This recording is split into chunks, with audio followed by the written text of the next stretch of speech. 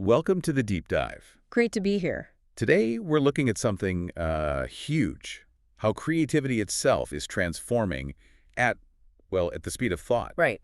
And it's all thanks to the rise of artificial intelligence, specifically in music and sound. It's a massive shift. A huge one. So for this deep dive, we've been digging into a whole stack of material articles, notes from actual producers, research papers. Yeah. And our mission, really, is to distill what you need to know about this AI music revolution, like right now. And we're trying to move past all the fear-mongering. Oh, for sure. The whole robots are taking our jobs thing. Exactly. The sources we're looking at, the cutting-edge stuff, they treat AI as one of the most powerful creative tools we've had in a generation. So the whole conversation is shifting. It's not about AI replacing artists anymore. No, it's about expansion. How does this expand what a human is capable of creating? That's the real question. Okay, so let's unpack that. When we say AI music, it's not just one thing, is it? It's a whole ecosystem of platforms. A whole stack. Yeah, you've got your dedicated music generators like Suno, Udio. Stable audio. Stable audio, right. And they're amazing at the audio, the structure. Yeah. But then you have these other tools that plug into it. Like Runway and Midjourney for all the visuals. And GPT for lyrics, for concepts, for just brainstorming. It's all connected. So for you listening, understanding that ecosystem is, it's pretty vital. It's not one magic box that does everything. Not at all. It's a suite of collaborative tools. And what that means is anyone, and I mean anyone with an idea. Whether you have zero technical skill or 30 years in a studio. Exactly. You can generate a finished track with cover art, with visuals, in just a matter of seconds. And that speed, that accessibility. That's why we're calling it a revolution. Absolutely. Which brings us back to that core question you posed. Is this technology replacing our creativity? Or is it giving us superpowers? And the sources, they lean really hard into that superpower idea. Yeah, they do. Because what AI does is it just radically collapses the time between an idea and hearing that idea. Okay, explain that, the feedback loop. Well, think about the old way of doing things. You get an idea, you spend hours, maybe days, setting up a session, dialing in a synth sound, mixing. Just to see if the basic concept even works. Right. A process that could take a month is now an afternoon. It's all about rapid prototyping. The sources really did hammer that home.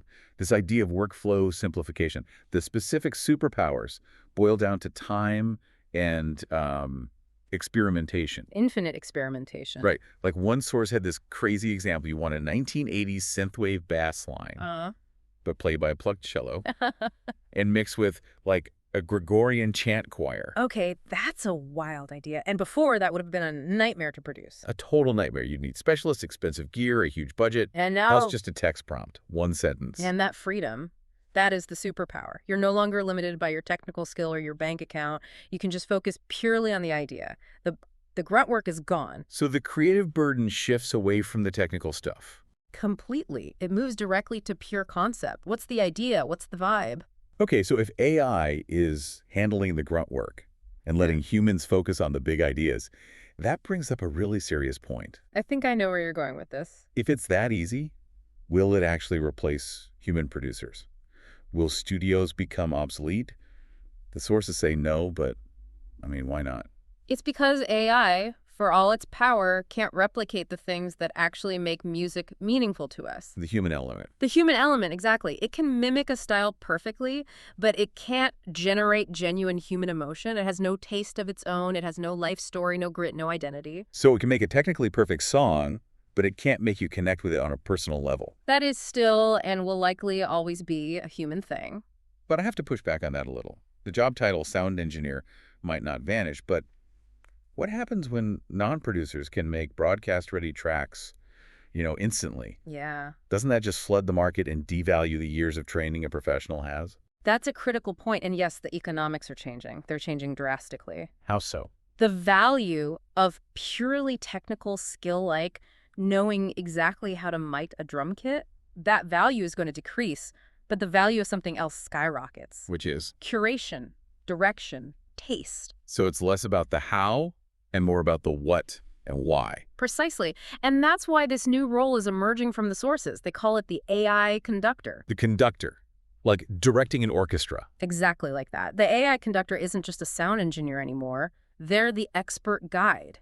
They shape and refine what the AI spits out. So their job is less about hitting the record button and more about filtering the 1,000 possibilities the AI gives you and then stamping the best one with that essential human identity. They bring the taste. I really like that framing. The conductor directing this massive, powerful AI orchestra instead of playing every single instrument by hand. It's a perfect metaphor. So to make this tangible for you listening, let's walk through that creation process. Let's see how that conductor's guidance actually turns into a finished track. Yeah, let's make the abstract concrete. The modern workflow, basically 6 steps. Okay, step 1 is the idea. And this has to come from the human, right? Always. It's the spark. It could be a cultural moment, an emotion, a visual. Let's say we want to make a track for a video game trailer. Something like cyberpunk jazz fusion. Okay, I like it. Rain on neon streets. Exactly that vibe. So that idea immediately leads to step 2, the prompt. And this is where the conductor skill really, really matters. You don't just type in cyberpunk jazz. That's too simple. You have to be specific. You have to craft it. Genre, cyberpunk jazz fusion. BPM, 128. Instruments, muted trumpet solo, aggressive distorted bass line. Syncopated electronic drums, rainy city ambiance. You're building a world with words. And the better you are at that language, the more control you have. Once that prompt is in, you hit step 3, which is generation. And the AI just goes to work. It receives the instruction and it spits out multiple versions, maybe 3, maybe 5 distinct tracks based on what you wrote. Which is that rapid prototyping you mentioned. You get to hear instantly if your idea worked. Instantly. Is the bass too much? Is the trumpet too happy? You get immediate feedback. But it doesn't just stop with the audio. Step 4 is visuals. Right, because it's a whole multimedia stack now. While the music is generating, you're jumping over to Midjourney or Runway. And you're building the cover art, the video clips, all with that same tense, metallic jazz vibe. It's all happening in parallel. Then the human comes back in for step 5. Refinement. This is where the curation happens. You pick the best take the AI gave you. You tweak the prompt a little. Right. Pull back the trumpet reverb by 10%, for example. Or maybe you layer in something human that you performed yourself, like a guitar riff, to give it that identity. Exactly. And then finally, step 6 is just publishing. You send it out everywhere. YouTube, Spotify, TikTok. And the power here isn't just the quality, it's the speed. The throughput, yeah.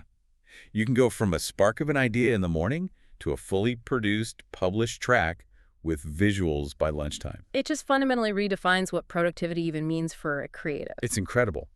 But that speed, it breaks things. It creates these deep fractures in, like, the legal world. Oh, yeah. The law is moving so much slower than the tech. And that brings us to the biggest practical hurdle for you, the IP puzzle. Who owns this music? If I make that cyberpunk track, do I own it? That is the million-dollar question. And the short answer right now in 2025 is it's complicated. That's not very helpful. I know. But here's the deal. The U.S. Copyright Office has been pretty clear that a work that is fully generated by AI with no human input probably can't be copyrighted. So if the AI just randomly made a song, it's public domain. It might be, yeah, because they focus on human authorship. So back to my cyberpunk track. Yeah. I wrote the prompt. Does that mean I don't own the sound? This is the vital distinction.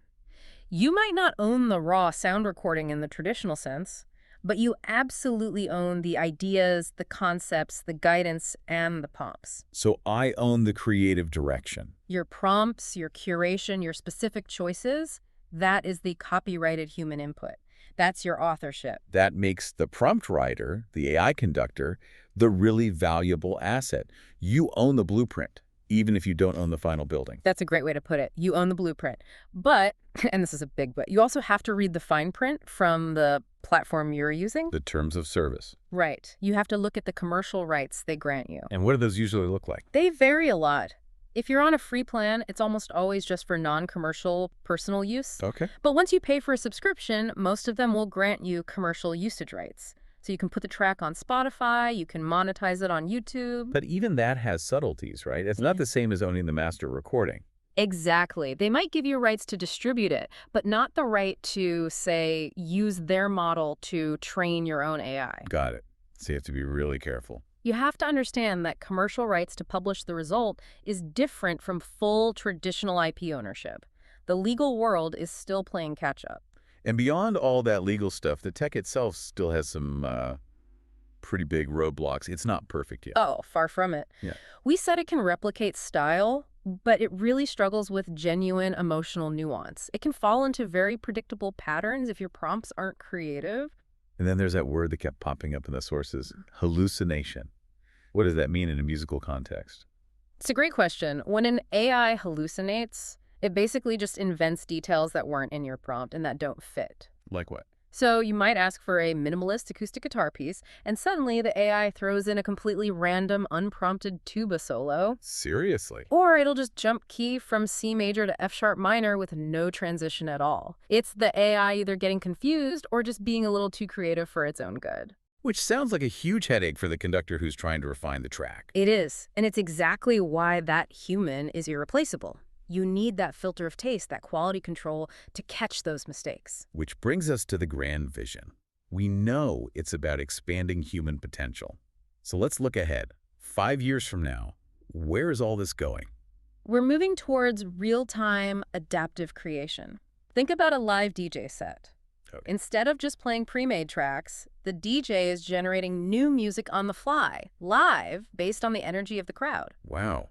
So the AI could, analyze the sound in the room or the movement of the audience and adapt the music. It could change the tempo, the mood, anything. Personalized remixes happening constantly during a show. That's incredible. And that would apply to things like gaming, too. Oh, absolutely. The soundtrack won't be a loop. It'll be an interactive score that changes based on your choices as a player or the time of day in the game. It'll be a living thing. We're also going to see entirely new kinds of art, right? Genres that couldn't exist without this kind of collaboration. Totally new genres.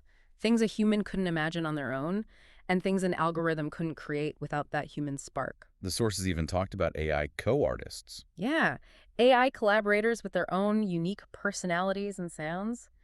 Imagine releasing an album where the artist is listed as you and your AI partner. That is wild.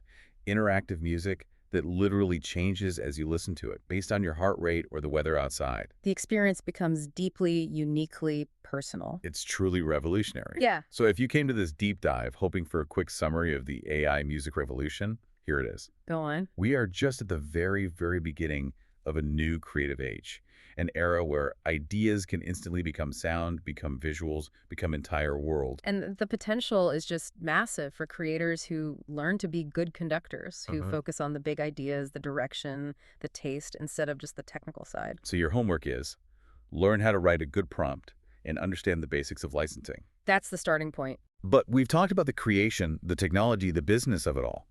There is one big question left that we haven't touched on, and it's for you to think about. What's that? We understand the sound, but what about the psychology of AI-generated music? Ooh, that's a good one.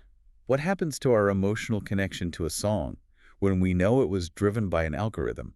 Does knowing the source was code and data change how much we feel it? And if an AI can perfectly replicate the feeling of nostalgia, does that devalue our actual memories? That's a deep question, and probably the frontier for the next deep dive. For now, keep experimenting, keep Yeah. imagining. Make sure you're the one directing the orchestra. We'll catch you on the next one.